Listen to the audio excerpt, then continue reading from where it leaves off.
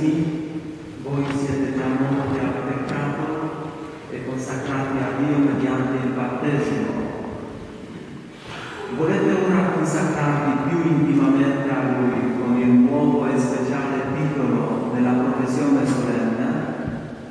Sì, lo voglio.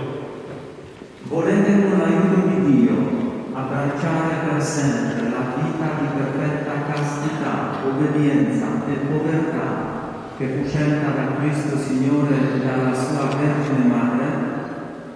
Sì, lo voglio.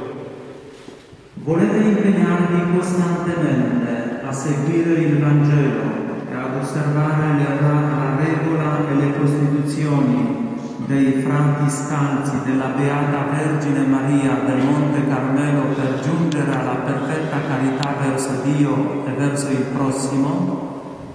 Sì, lo voglio.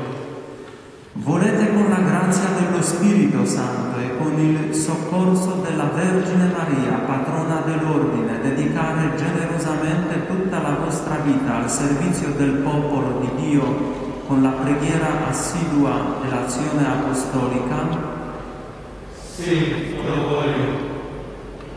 Dio che ha iniziato in voi quest'opera buona la porti a compimento fino al giorno di Cristo Signore. Amen. Fratelli carissimi, preghiamo Dio Padre Onnipotente perché benedica questi suoi figli che Egli ha chiamato a seguire Cristo nella famiglia del Carmelo e per l'intercessione della Vergine Maria li